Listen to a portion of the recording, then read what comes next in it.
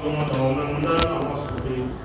साधु साधु साधाय नटि निश्चोच्चतारतः आमुंच कदाचिन्मं प्रेम्णा हृत्कण्ठयस्पृहः। श्रीकृष्ण चैतन्य प्रभु नित्यानंद श्री अद्वैत गदाधर शिवासादि श्री गौर भक्त वृंद हरे कृष्ण कृष्ण कृष्ण हरे हरे हरे राम राम राम हरे हरे।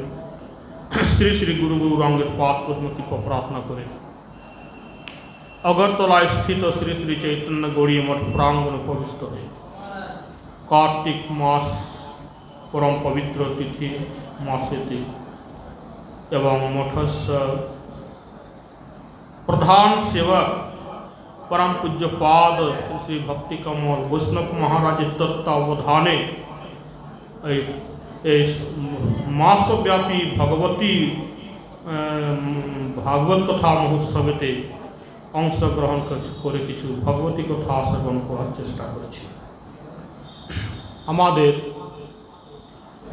कथा प्रसंग चलछिल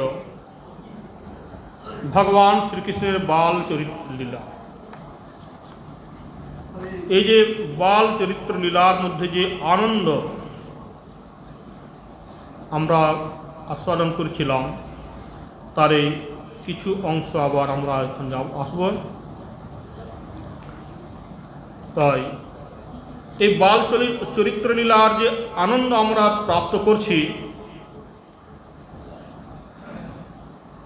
আর যে যিনি প্রদান করছেন যার মাধ্যমে আমরা পাচ্ছি তিনি হচ্ছেন ঋষি সত্যব্রত। তিনি কৃপা করে ভগবানের বাল চরিত্র লীলার যে একটি আনন্দ স্বরূপ সেটি আমাদের কাছে তিনি তুলে ধরে আমাদেরকে পরিচিত করিয়ে দিচ্ছেন। সেই প্রসঙ্গে আমরা প্রবেশ করছি। নমামিশ্বরং সচ্চিদানন্দ রূপং লসৎকুণ্ডলং গোকুলে ভ্রাজমান যশোদাভিয়োলুখ লাব্ধবমানং পরমৃষ্টমত্যং ততো দ্রুত্য গোপ্য। আমরা এর মধ্যেই আমরা প্রবেশ করেছিলাম। আজকে আপনারা একটু আসুন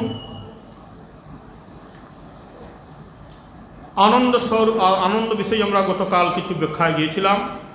আজকে একটু ব্যাখ্যার মধ্যে প্রবেশ করব। পরমানন্দটি কি, পরমানন্দের যে স্বরূপটা কি, জড়ানন্দ বা বিষয়ানন্দ, ব্রহ্মানন্দ, তারও বিষয়ে কিছু কিছু শ্রবণ হয়েছে। আসুন আমরা একটু যাবিব এখন পরমানন্দ বিষয়টিকে কেন্দ্র করে। ভগবান শ্রীকৃষ্ণ আর গোপীদের মধ্যে একবার কথোপকথনে আসছে।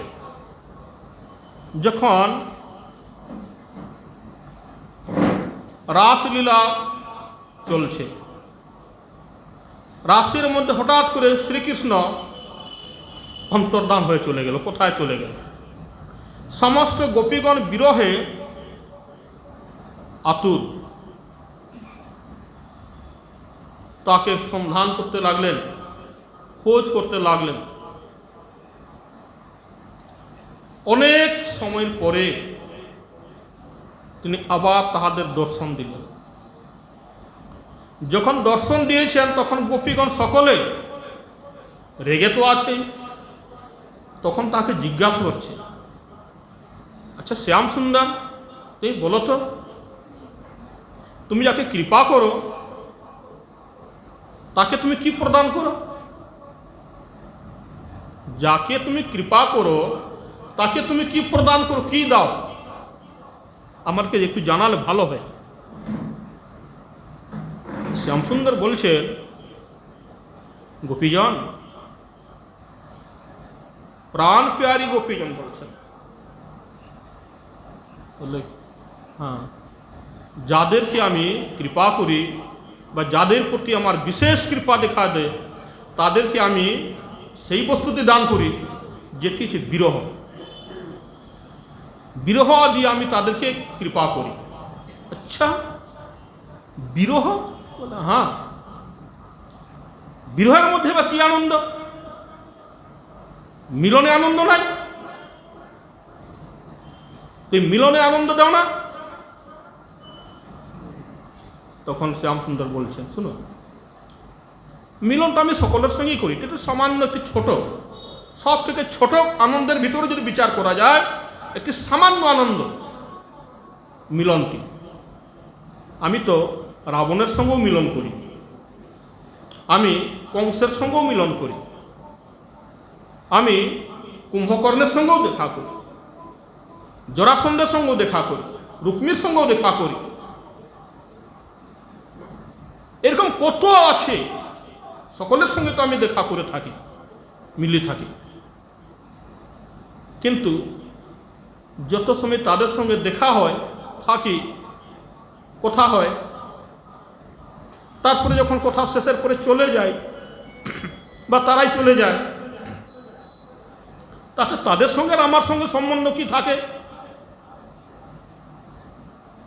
কি সম্বন্ধ থাকে ওদের সঙ্গে? বা তারা আমাকে নিয়ে তারা কতটুকু কি করে বা কি ভাবে? তো তোমরা বলছো মিলনের যে আনন্দ, মিলন তো আমি সকলের সঙ্গেই করে থাকি, সেই আনন্দটি কেমন তাহার? তো বলছেন, শোনো, আর বিরহের মধ্যে যে একটি আনন্দ, সেটিও শোনো। দেখো গোপীগণ, তোমরা এখন আমার সামনে বসে আছো, আছো তো? হ্যাঁ, আছি। তোমরা বলো, আমার দিকেই তাকিয়ে থাকো, অন্য কোনো দিকে তোমরা তাকাতে যেও না, আমার থেকে দূরেও তোমরা যাবে না, আমার সামনেই থাকো।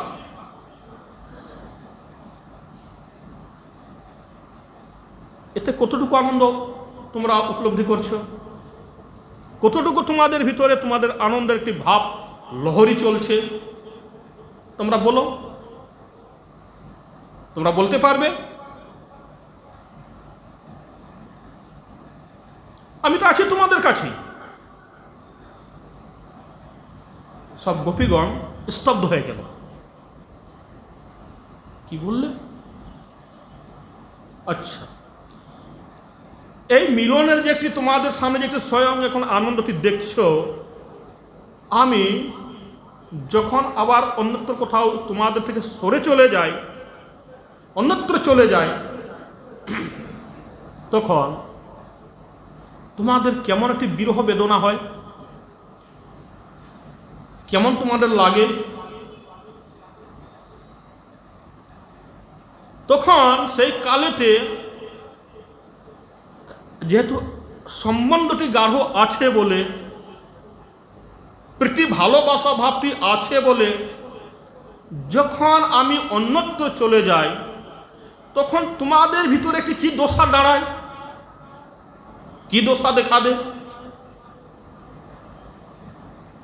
তখন একটি পাতার মধ্যে যদি খড়খড় খড়খড় করে আবার যদি চলে আসে, তখনই তোমার শ্যামসুন্দর এসে গেল মনে হয়, শ্যামসুন্দর এসে গেল মনে হয়,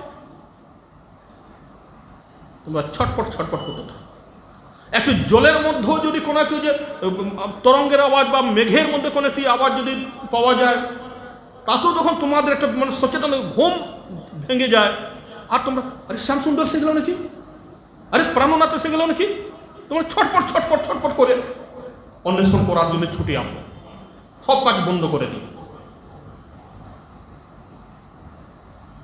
কোনো যদি একটি পাখির যদি কোনো যদি একটি শব্দ যদি শুনতে পাও, একটি পাখিও নিজের ভাবে নিজের আনন্দে সে নিজের একটি শব্দ নিয়ে তিনি গুণগান করছে, সেই পাখির আওয়াজ পেল, তোমাদের মধ্যে কিরকম ভাব যে তড়ফড় তড়ফড় করে উঠবো, আরে শ্যামসুন্দর এসে গেলেন, কেন এসে গেলেন কি, এসে গেলেন কি, কোথায় আছে কোথায় আছে, কোন দিকে গেল, কোথায় গেল?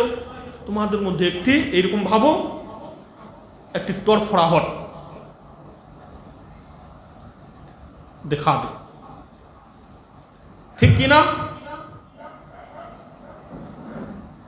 সব গোপীরা বলছেন, শ্যামসুন্দর তুমি যা বললে, তুমি যা দিলে, আমাদের কোনো ভাষা আমরা ই করতে পারছি না। সত্যই তুমি দ্বারকাপুরিয়ে চলে গেছো, মথুরাপুরি চলে গেছো, বৃন্দাবন ছেড়ে। যখন তুমি এখানে ছিলে, তখন যে তোমার সঙ্গে একটি মিলনের আনন্দের মধ্যে একটি যে আমাদের ভাব দেখা দিত, আর তুমি যখন মথুরা চলে গেলে, তারপরে যে তোমার প্রতি যে আমরা বিরহের যে একটি ভাব দেখা দিল, এই দুইটি আকাশ পাতাল অন্তর দেখা দিল, আকাশ পাতাল অন্তর পাওয়া গেল। শ্যামসুন্দর আবার বলছেন, দেখো গোপীগণ, যখন প্রিয়া প্রিয়তম দুজনেই যখন অন্যত্র চলে যায়, তাদের বিয়োগ দেখা দেয়, তখন সেবিকা যারা, তোমরা তো গোপী, তখন তোমাদের সেই তাদের দশাটা কি দাঁড়ায়? তখন যখন প্রিয়তম যখন চলে যায়, তখন গোপীগণ কি বলে? চতুর্দিকে অনুসন্ধান করে বেড়ায়, হা প্রিয়তম তুমি কোথায়, হা প্রাণনাথ তুমি কোথায়, হা শ্যাম সুন্দর তুমি কোথায়। এইরকম ভাবে তোমরা চতুর্দিকে ঢুঁড়তে থাকো, খুঁজতে থাকো। তখন তোমাদের না সময়ের তোমার, না তোমাদের দিকের কোনো, না কোনো সমাজের সম্বন্ধে, না তোমাদের কিছু ভূখ পিয়াসের সম্বন্ধে, না তোমাদের কোনো মান সম্মানের সম্বন্ধে, কোনোটাই তোমাদের ক্রিয়া করে না। কাকে সন্ধানের জন্য? প্রিয়তমের সন্ধানের জন্য তোমার এতটা তড়ফড় তড়ফড় করে দিচ্ছে তোমাদেরকে। হ্যাঁ, তোমার বিরহেতে আমরা কিভাবে বনে জঙ্গলে, কিভাবে পশু পাখিতে, কিভাবে জলস্থলেতে, কিভাবে আকাশ বায়ুতে,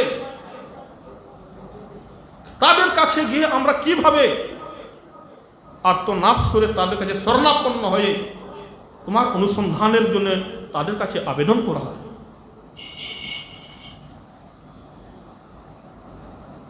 আর এটা প্রিয়তম, আর যখন প্রিয়া প্রিয়তম দুজনেই যখন অন্তর্ধান লীলা যখন দেখা দে চলে যায়, তখন তাদের মধ্যে কি একটা ভাব তখন দেখা যায়। তখন গোপীগণ বলছে, শেষকালেতে আমরা আহার পানি পর্যন্ত বন্ধ করে দিয়ে প্রিয়া এবং প্রিয়তমের অনুসন্ধানের জন্য আমাদেরকে সব সময় আমাদেরকে একটি যেন এমন একটি কার্যের মধ্যে, এমন একটি পরিস্থিতির ভিতরে আমাকে দাঁড় করিয়ে দেয় যে আমাদের যাবতীয় কাজকর্ম, আমাদের যাবতীয় বিষয় সবগুলাই যেন আমাদের কি হয়, ওই ড্রেনের জল যেমন দেখলে ঘৃণা হতে যায়, ড্রেনের জলের প্রতি যেমন কোনো শ্রদ্ধা থাকে না, ঠিক সব যাবতীয় কাজ কর্মগুলো, সব বিষয়গুলো যেন ওই রকমের ড্রেনের জলের মতো মনে হয় আমাদের প্রিয়া প্রিয়তমের বিয়োগে। আচ্ছা, তাহলে এই যে একটি বিরহানন্দ, এর মধ্যে তোমাদের এই যে একটি আনন্দের বিষয় দেখা দিচ্ছে, কি বলা হয়? বিরহানন্দ। এই বিরহানন্দকেই বলা হয় পরমানন্দ। এই বিরহানন্দেরই অপর নাম পরমানন্দ। এই বিচারে গোপীগণ বলছেন রসোবৈসহ। কি বলছেন? রসোবৈসহ। সমস্ত রসের মধ্যে যত রকমের রস আছে, বীর রস, করুণ রস, যত রকমের জগতের রস, দ্বাদশ রস বলুন, ষড় রস বলুন, সপ্তরস বলুন, যত রকমের জগতের রসের কথা পাওয়া যাক না কেন, সমস্ত রসগিলা এই বিরহ রসের কাছে সব যেন ওই ড্রেনের জলের মতো যেন মনে হয়। ড্রেনের জল যেন দেখলে যেন নাক ছিড়িয়ে নিতে হয়, বাইরে দুর্গন্ধ আসছে, ছড়িয়েছে, এদিকে ড্রেনের দিকে যেও না, বলা না, যেন ঘৃণা ভাব। এই তোমার এই বিরহানন্দের কাছে আমাদেরকে এই দুনিয়ার যত সমস্ত রসগিলাকে ওই ড্রেনের জলের মতো করে ছেড়ে দিচ্ছে একেবারে। কিন্তু যখনই আবার তোমাকে যখন সন্ধান পাই, যখনই তোমার কথা আমরা যখন অনুসন্ধান করতে পারি, তখন যেন মনে হয় একটা যেন বিরহানন্দ থেকে যে কি যে একটা আনন্দের ধারা প্রবাহিত হয়ে উঠে, তা ভাষায় বর্ণনা করা যাচ্ছে। ভগবান বলছেন, শ্যামসুন্দর জানাচ্ছেন, আমার একটা নাম অকারণ করুণা বরুণালয়। হে শ্যামসুন্দর, তুমি যখন যাকে কৃপা করো, একটি হেতুরহিত কৃপা, মানে একটি হেতুযুক্ত কৃপা, কৃপা করো, অনেক রকম কৃপা আছে, কারো কৃপা করতে কারণবশত কৃপা করছো, কিন্তু সেই কৃপার মধ্যে যে একটি আনন্দ, আর একজনকে তুমি একটি অহেতুকীভাবে কৃপা করছো, হেতু রহিত কৃপা করছো, তার মধ্যে যে একটি আনন্দ, দুইটি আনন্দের মধ্যে অনেক অন্তর।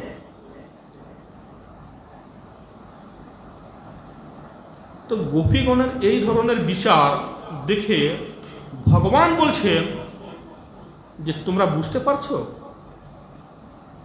আর এই রসের অধিকারী কারা?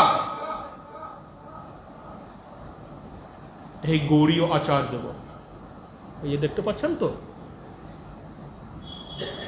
এরা সেই রসের অধিকারী। জগৎগুরু ভক্তি সিদ্ধান্ত সরস্বতী গোস্বামী প্রভুপাদের যে সমস্ত পার্ষদগণ, এরা হচ্ছে সেই বিরহ রসে তারা সেবক।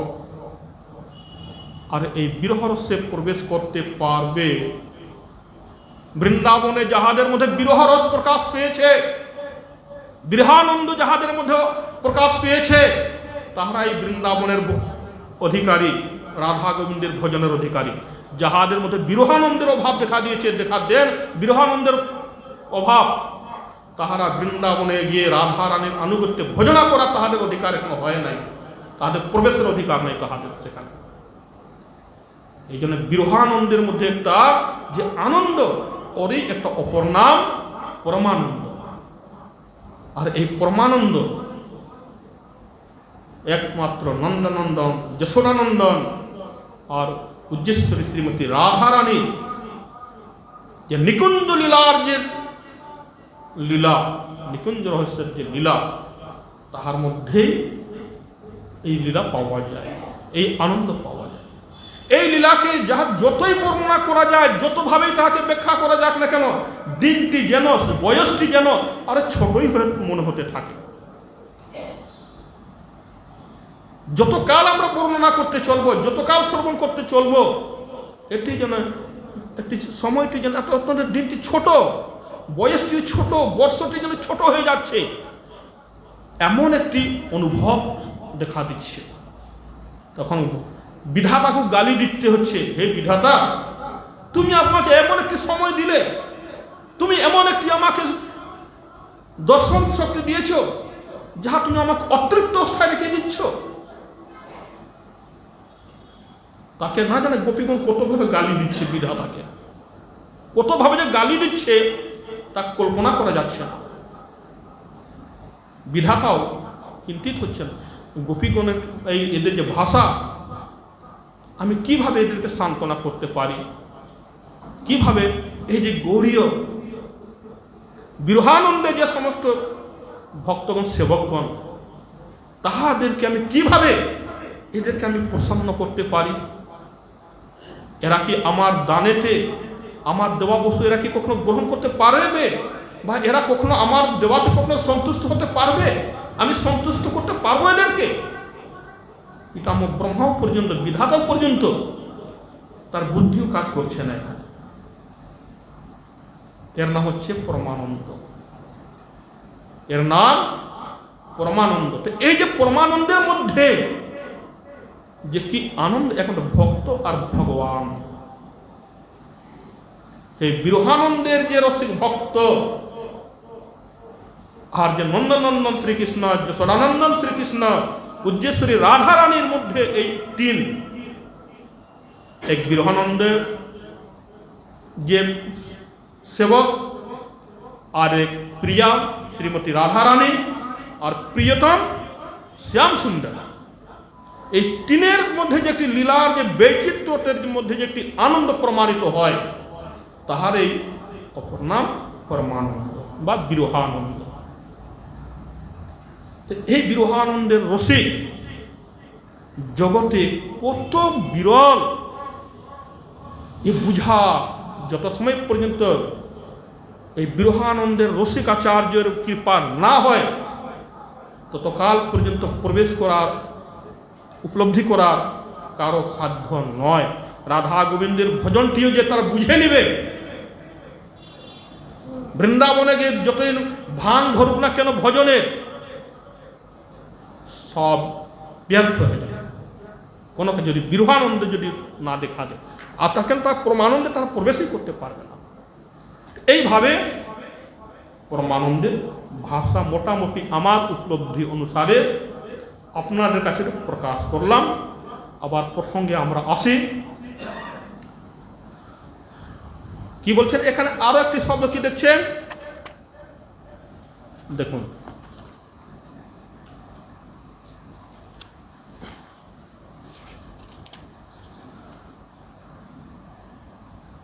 लसत कुंडल गोकुले भ्राजम। माँ यशोदा ही लसत कुंडल लंबा लंबा, श्याम सुंदर। श्याम सुंदर जग में सुंदर है दुही नाम, चाहे राम को हो या श्याम। इस श्याम सुंदर के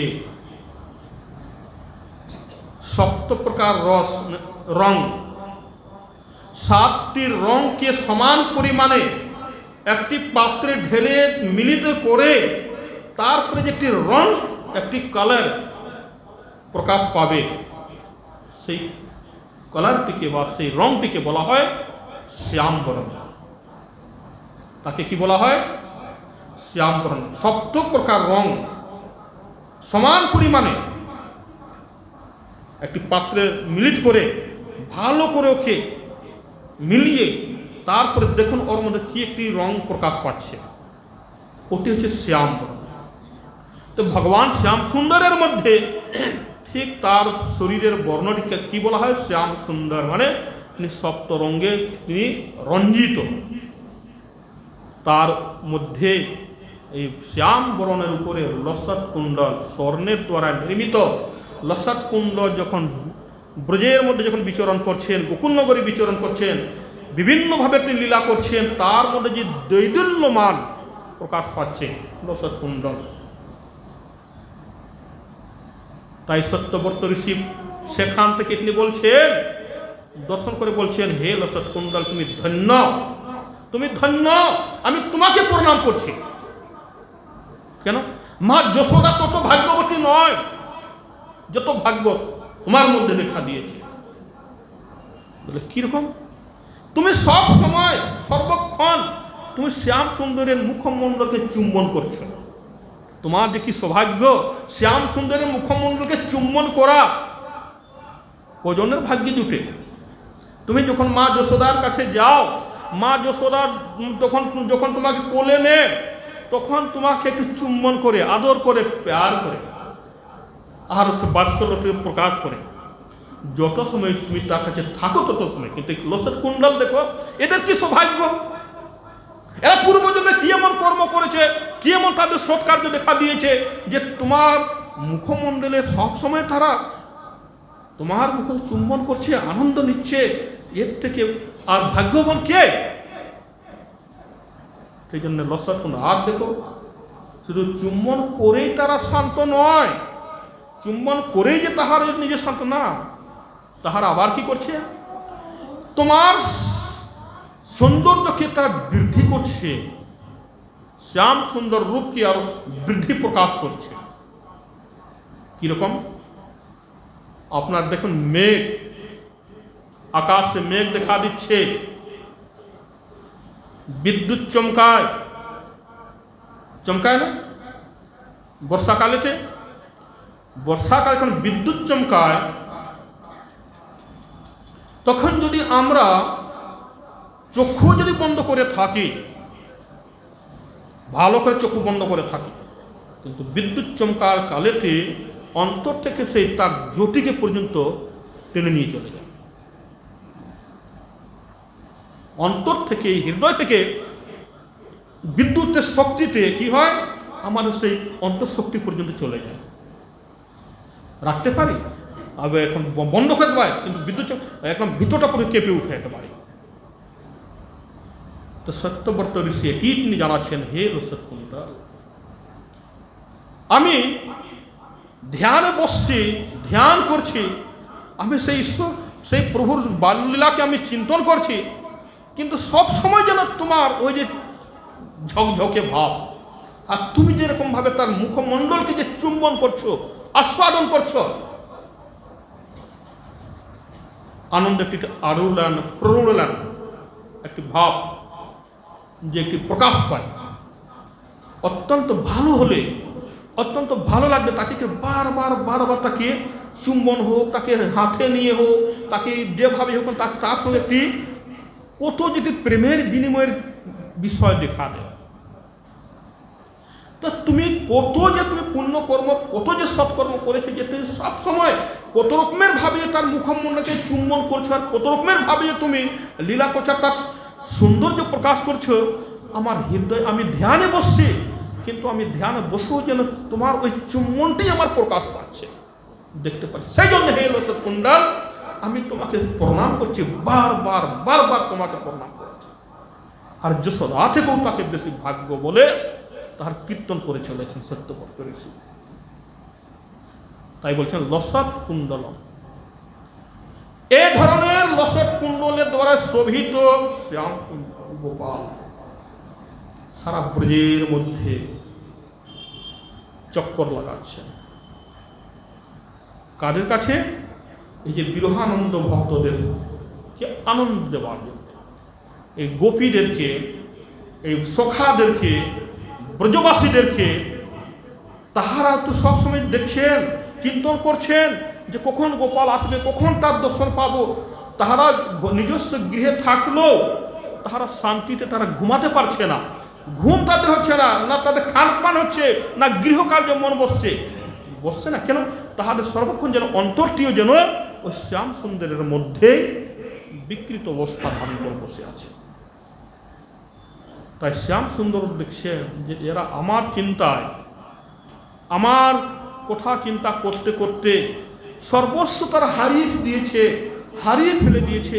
তাদেরকে একটু যদি আমার যদি একটু দর্শন পায়, তারা একটু সুখ অনুভব করে, আনন্দ অনুভব করে, তখন তাহাদের গৃহকার্যে হোক, খান পান কার্যে হোক, আর অন্যান্য কার্যে তাহার একটু মনটা কোনোরকম বসে, নাহলে একেবারে সব বন্ধ হয়ে যায়। দেখুন, কোনো একটা বিশেষ প্রিয়তমের একটা কোনো বিশেষ ব্যক্তির বিরহেতে মারা গেলে বা কোনো কিছু ঘরে কোনো দুর্ঘটনার কারণ শুনলে ঘরের লোকরা কি কাজকর্ম করতে পারে?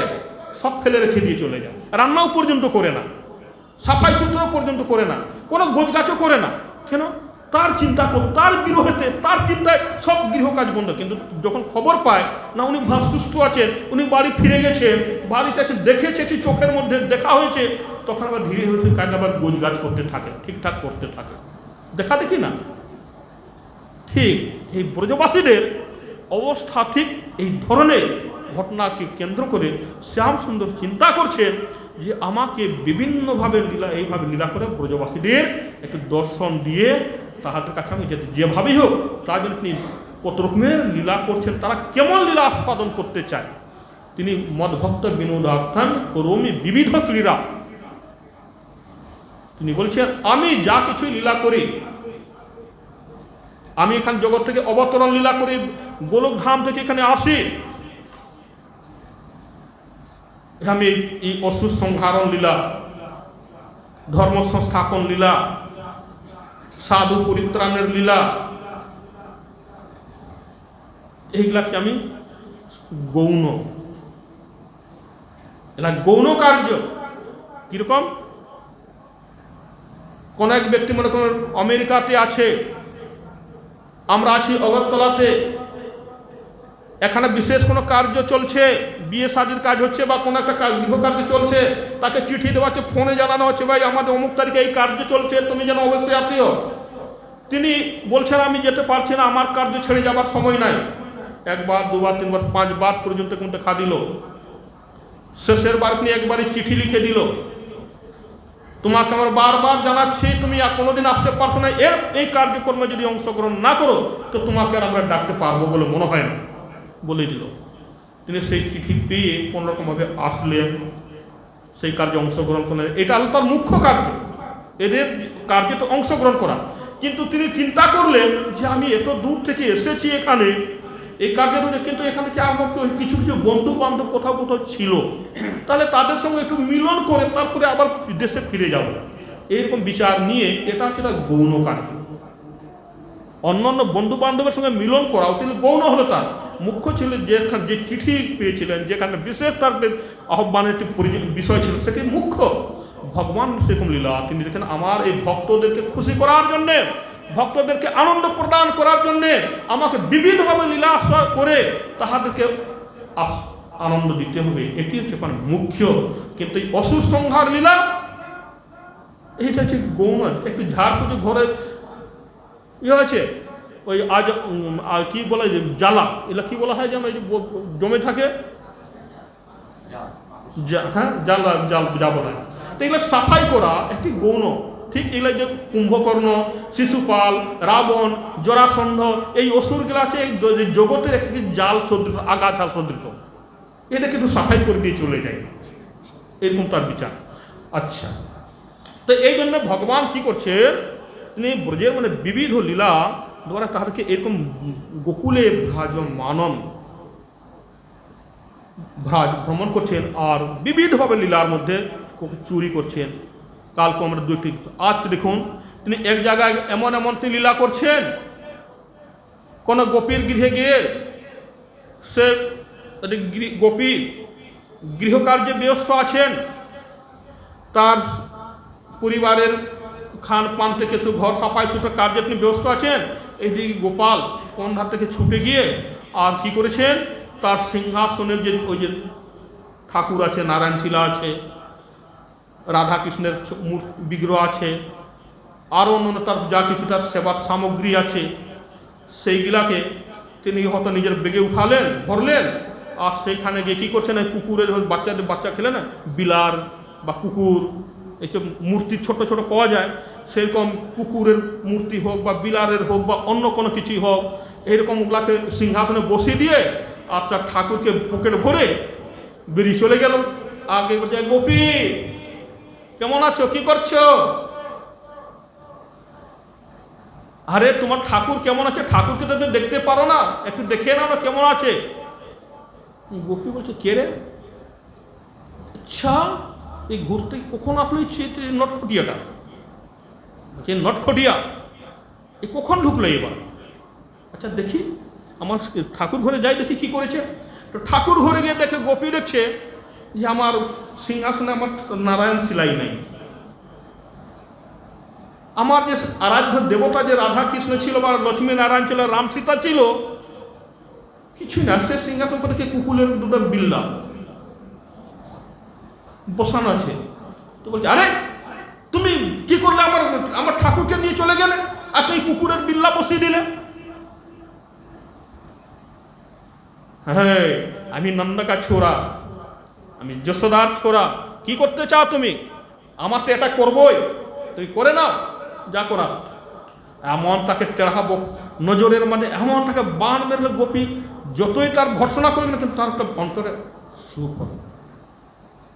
তাদের দেখুন বাচ্চাকে, ছোট ছোট বাচ্চারা অনেক রকম রং বেরঙের খেলাও করে, অনেক রকমভাবে তাহাদের মধ্যে কটাক্ষ চলে, কিন্তু বাবা মারা খুব, পরিবার লোক খুব খুশি হয়ে, তাতে খুব সুখ পায়। তার একটা বাচ্চা ছেলের ওই কাণ্ডলাতে ক্ষতি যদিও করে, কিন্তু ক্ষতিটাকে তারা দেখে না, তার যে কলাটাকে দেখে, তার অভিনয়টাকে দেখে, তার অ্যাক্টিংটাকে দেখে, যে কেমন করে অ্যাক্টিং করে, কেমন অভিনয় করে তিনি এখন থেকে তিনি আমাদেরকে একটা আনন্দ দিচ্ছে, ওটা দেখে তারা। গোপালের এই ধরনের ঘটনায় কিন্তু আবার সখীগণ কি করছে, ওকে দৌড়িয়ে দৌড়িয়ে দৌড়িয়ে দৌড়িয়ে একবার রে যশোদার গৃহে নিয়ে গিয়ে, আর যশোদার কাছে তার নামে হাজার অভিযোগ করছে। বলছে, যশোদা তোমার ছেলের এইরকম উৎপাত, আমার গৃহে এরকম, আমার সিংহাসনের আমার ঠাকুরকে এরকম উঠিয়ে নিয়ে চলেছে, দেখো কোথায় রেখে দিয়েছে, আপনার কুকুরের বিল্লা এসব বসিয়ে রেখে দিয়েছে। এক গোপী বলছেন, আচ্ছা, তো কখন কোন গোপী এসে বলছে আমার গৃহের মধ্যে গিয়ে শিকার উপরে মাখন রেখে থাকি, দই থাকে বা ঘরের মধ্যে থাকে, এই কখন যে কোন ধার থেকে যে তোমার এই নটখটিয়াটা যায়, আর কিভাবে যে কচুরিকে কে যেটাকে বলে আমরা তাকে জানাই না, বলি না। এমনি যদি কখনো যা হাসি খুশি আদর করে পেটে গোপাল এসেছো, বাবা না একটু মাখন খাও, একটু দই খাও, তাকে বসিয়ে আদর যত আমরা খাওয়াই, কিন্তু তাতে তার সুখ হয় না। সে পরিষ্কার বলে আমাকে এই আদরের দই, এই আদরের খাদ্য আমার সুখ হয় না। কিসের সুখ হয় তোমার? বলে চুরি করে খাবো, কিছু নষ্ট করবো তোমাদের, আমি চুরি না করে খেলে আমার সুখ হয় না। বাবরি বাবু, আমরা তো কত আদর করে বাটি ভরে ভরে দিচ্ছি যে তুমি আমাদের বাড়ি এসেছো বাবা, তুমি রোজ আসো, রোজ খেয়ে যাও। বলে আমি সুখী নয়, এটা আমি খাবো না, এটা রেখে দাও তুমি। বলে আমি যখন চুরি করে যখন খাবো, চুরির মধ্যে যে একটা আনন্দ, আমি ওটাকেই খাবো। আর চোরের যে ব্যক্তি সেভাবেই করবো, এরকম বিষয়টাকে চিন্তা করছেন। তার জন্য একটা একদম কি করছেন, তার সখাদেরকেও ধীরে ধীরে এবার তৈরি করছেন, তাদের সঙ্গে পরামর্শ নিচ্ছেন। বলছেন মধুমঙ্গলিটার অনেক সখারা আছে, জিজ্ঞাসা তোমরা দুবলা পাতলা কেন রে, তোমরা হৃষ্টপুষ্ট মোটা তাগড়া হো না কেন? তখন বলছে শোনো সখা, আমাদের মারা না কি করে এই সব দই না, দুধ দই মাখন সব না ওই মথুরায় গিয়ে ওই শেঠদের কাছে বিক্রি করে দেয়, আমরা খেতেই দিচ্ছে না। তা আমরা কি হব? দুবলা পাতলাই তো হবো। আচ্ছা, এরকম গোপীদের কাজ। আমরা গোবে চরাবে गोकुल के गोवाला और माखन खावे मथुरा के लाला। তাহারা বলছে আচ্ছা, কৃষ্ণ বলছেন এইরকম কাজ, আমরা গো চরাবো আর মাখন খাবে মথুরার লালা। গোবে চরাবে गोकुल के गोवाला আর মাখন খাবে মথুরা के লালা। বিচার নিচ্ছে, এই জন্যই তো তারা বড় শক্তিশালী হয়। আর কংসের অত্যাচার আমাদের উপর হয়েই থাকে। তবে গোপাল আর সমস্ত গোপাল সখাগণ মিলে বলছেন শুনো, আজ থেকে এই গোপীদের এই ধরনের কোনো কাজ আর হতে দিব না। তার জন্য আমার একটা কি করতে হবে, আমাদেরকে আমাদের সংগঠন, চোরেদের আমার একটা সংগঠন তৈরি করবো। তার নাম রাখবো কি, বাল গোপাল মাখন চৌর্য মন্ডল, এরকম নাম রাখবো। বাল গোপাল মাখন চৌর্য মন্ডল, এটার নাম থাকবে। আর এখানে যারা যারা সকলে এখানে নাম লিখাও, এই সকলে যারা যারা এই সংগঠনে আসবে আমাদের কার জন্য, সকলে ঝাপ ঝাপ ঝাপ ঝাপ করে সমস্ত, বাহ তুমি ঠিক করেছে, তুমি তোমার বুদ্ধি অনুসারে চললে আমরা রোজ মাখন খেতে পারবো, আমরা হৃষ্টপুষ্ট মোটা তাগড়া হতে পারবো।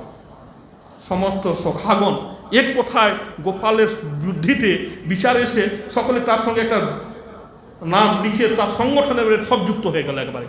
দেখি কাল থেকে কোন গোপী এবার মাখন বিক্রি করতে যাবে গোয়া মানে মথুরা, তাকেও দেখে নিব এবার। আর কোথায় তার মাখন রাখে তাকেও দেখে নিব এবার। এদের এবারে একটা সংগঠন এমন মজবুত হয়ে গেল। আর গোপীদের ঘরে দিনে দিনে দিনে দিনে দিন প্রতিদিন কি হতে আরম্ভ হলো, একের বিচার নিয়ে বলছেন আজকে অমুক গোপীর ঘরে যাব, পরশুদিন অমুক গোপীর ঘরে যাব, তারপর অমুক গোপীর ঘরে যাব, তারপর অমুক গোপীর। বলে তোমরা এখন সখারাও আছে, তারা বলছে দেখো তোমরা যেন নিজ নিজ ঘরের কোনো মাদেরকে বাবাদেরকে যেন বলবে না। বলে না, আমরা কারোকেও বলবো না, আমার মাকেও বলবো না, বাবাকেও কারোকেও বলবো না, দাদা ভাই কারোকেও বলবো না। ঠিক আছে, তুমি যেমন চালাবে, তুমি হচ্ছে আমাদের চালক নায়ক, তোমার পরামর্শেই আমরা বলবো চলবো।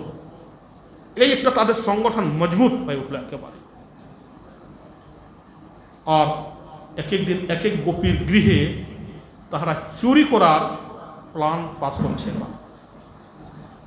সেই তার বাড়ির ছেলেকেও বলে দিচ্ছে, সেই সখাকে বলে এই কালকে তোমাদের বাড়িটা তুমি যেন তোমার মাকেও বলবে না, বাবাকেও যেন বলবে না, কারোকেও জানাবে না, কোনো দরকার নেই। আমি বলবো কেন, আমার মা তো সব মাখন মথুরা গিয়ে বিক্রি করে দে, আমাকে খেতে দে না, তা আমি কেন বলতে যাব? তুমি যদি আমাদেরকে খাবিয়ে দিতে পারো তাহলে কেন আমি ওদের বলতে যাব? সব এইভাবে সমস্ত ছেলেরা গোপরা একসঙ্গে একটা সঙ্গবদ্ধ হয়ে যায়। আর রাত্রি হলেই বা সুযোগ পেলেই নিশানা বেঁধে ঠিক টাইম ঠিক করে তারা ঠিক সেভাবে কি হচ্ছে,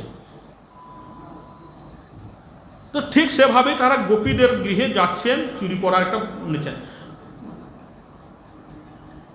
কোনো গোপীরকে দেখে শিকার উপরে রেখেছেন, সে চুরি করছে, তার ভাণ্ড ভেঙে দিচ্ছে, খাওয়াচ্ছে, মাটির মধ্যে ফেলে দিচ্ছে। গোপীগণ যখন বুঝতে পারছে যে চোর এসেছে, ছেলেরা এসেছে, তখন তারা লাঠি নিয়ে আবার তাকে তাড়না করছে, ভর্ৎসনা করছে।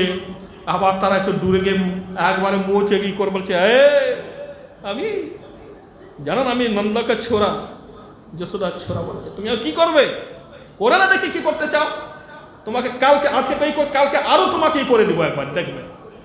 এরকম তাদের উপর উল্টা পাল্টা আবার কোনো ধমক দিচ্ছে, এবার তোমায় কি করবে, আমাকে আমি তোমাকে দেখিয়ে নেব, এরকম করে ধমক হচ্ছে তাদের সঙ্গে। আবার যশোদার গীতাকে দড়ি দড়ি নিয়ে আসছে, যশোদা রানীর কাছে সব শিকায়ত করছে যে আমার এইরকম এত পরিমাণে দই, এত পরিমাণে ভাণ্ড এইসব ভেঙে দিল। যশোদা বলছে, হ্যাঁ ঠিক আছে, তুমি আমার এখান থেকে নিয়ে যাও না, তুমি তো 10 কিলো ক্ষতি করেছে, আমি 50 কিলো দিচ্ছি, নিয়ে যাও। আমার এখানে কোনো কমি আছে নাকি, দুধ দইয়ের কোনো কমি আছে নাকি? ছড়াছড়ি আমার ঘরে 9 লক্ষ গাভীর, আমার দুধ দই ছড়াছড়ি কিচকিচ করছে ঘর, একেবারে কত লাগবে, নিয়ে যাও, ওই দেখো ওখানে ভাণ্ড ঘরে নিয়ে যাও, তোমার যার দরকার হয়।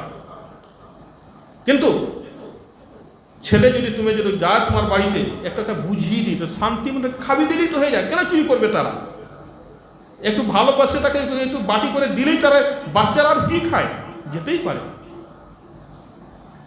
এইরকম দিন প্রতিদিন রোজ এরকম, কখনো গোপীরা মাখন একটা লাইন দিয়ে দিয়ে যাচ্ছে, পিছন দিকে গুলটি মেরে তাদের কলসি ভেঙে দিচ্ছে, দই দুধ একদম সব মাটিতে চলে যাচ্ছে, এমন ঘটনা দেখা দিচ্ছে।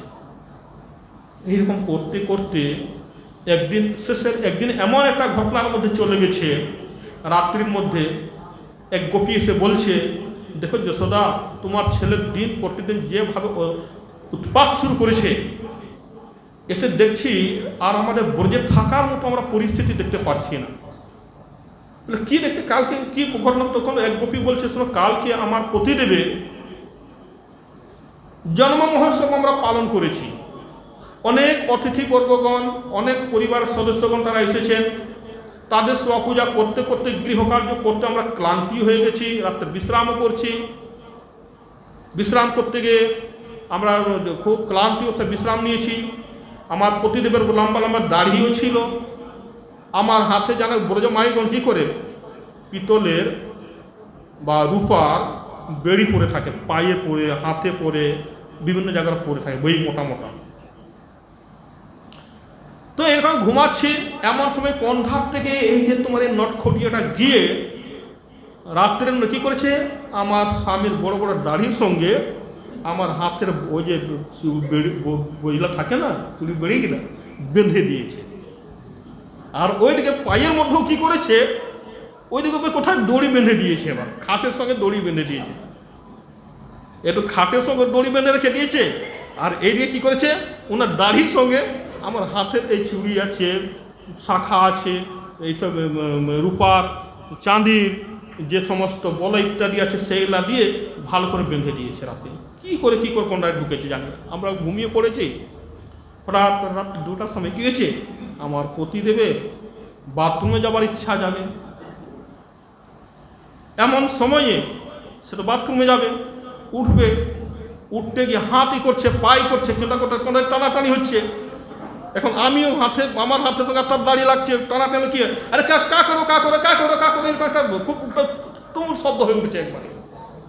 যখন আর ভাষাটাও শুদ্ধ নয়, একটা ভয়ের মধ্যে যেন একটা চলে গেল, ওটা কা করো আরে কা করো এই করতে করতে এমন বলে আমিও ভয় হয়ে গেলাম। আমি হাত টানাটানি করছি, দাঁড়িয়ে টানাটানি করছে, এই টানাটানি ওটা পায়ে নিয়ে টানাটানি, এদিকে দড়ি এবার পায়ের তো হাতের মধ্যেও এমন টানাটানি হতে দেখা গেল কি, আমার পতিদেবের অর্ধেক দাড়ি উপড়ে চলে গেল, অর্ধেক দাড়ি উখড়ে গিয়ে রক্তারক্ত হয়ে গেল। কোন রকম ভাবে এই অবস্থার মধ্যে কোনোখান দিয়াশলে একটু জ্বালানো হলো, দিয়াশলে দিয়ে ওই যে বাতি লম্প জ্বালানো হলো। তারপরে দেখছি আমার প্রতিদিনের যে অবস্থা, একবারে গাল্লা যেন কেমন দাড়ি উখড়ে গিয়ে যেন একেবারে ছাল উড়ে গিয়ে যেন একটা রক্ত পড়ে রক্তারক্ত অবস্থা একেবারে। এরকম গোপী যশোদাকে বলছেন, তাই নাকি? গোপালকে দেখে বলছেন, কি গোপাল, তোমার এরকম শুনতে পাচ্ছি, তুমি কি এরকম করো, কিছু করেছো নাকি? বলছে, মা আমি তো এই গোপীকে চিনিও না, এই কোন পাড়ায় থাকে তাও জানি না, আর তোমাকে এরকম বলছে, আর এরকম মা কাছে বলছেন, আর এরকম বক্র চোখের মধ্যে, এইবারে তো দেখাবো না, আজকে বলে যাও, যা কিছু বল না, কালকে আর ভালো করে তোমাকে টাইট কর। তখন দেখো দেখো যশোর কি বলছে আমাকে, দেখো দেখো যশোর। তখন গোপাল ঠান্ডা হয়ে গেল, যেন মনে হয় তার ওরকম ভাবেই নাই। না না, আমার বাবা এরকম কোনো কিছু দেখতে পাচ্ছি না, এটা ভালোই আছে, তুমি কি কথা বলছো, তোমার কি মাথা খারাপ হয়ে যাচ্ছে নাকি? তখন গোপী বলছে, যশোদা তুমি তো আমার এই কথা শুনলে না, তুমি আমাকে উল্টা দোষের মধ্যে নিয়ে যাচ্ছ, তুমি তোমার ছেলেকে দেখতে। আর যখন এই গোপাল আর গোপীর সঙ্গে যখন গোপাল আর গোপীর যখন নজর আসছে, তখন তাকে ইশারায় দাঁড়াচ্ছে, দাঁড়া কালকে না দাঁড় কর্মর কর্মর করছে, একবারে দেখাবো তোমাকে, দাঁড়াও। আবার কেমন কেমন কর্মর কর্মর করে আমাকে ইশারা বলছে, আবার তাকাচ্ছেন না। গোপাল ঠান্ডা, কিচ্ছুই বুঝতে পারছেন না। এই ধরনের ঘটনা শেষ পর্যন্ত গিয়ে সমস্ত গোপীগণ একটাই বিচার নিয়ে জানাচ্ছেন যে, মা যশোদা, আমরা তোমার ছেলের উৎপাতে আর গোকুল নগরে আমরা থাকবো না, কেননা এইরকম দিন প্রতিদিন কত যে অত্যাচার আমরা সহ্য করব। মা যশোদা একেবারে অস্থির হয়ে পড়লেন। গোকুলে ভ্রাজ মানব গোপীগণ আসছে, তার উদ্দর্শন করছে, তাদের লীলা হচ্ছে, এইসব কথা নাহি পরীক্ষেত, আবির্ভাব তিরোভাব কহে মাত্র ভেদ, বঞ্ছা কল্পতরুপসে কৃপা সিন্ধু ধৈবচ পতিতানাং পাবনেভ্যো বৈষ্ণবেভ্যো। পরবর্তী অংশ আমরা পরে শ্রবণ করবো।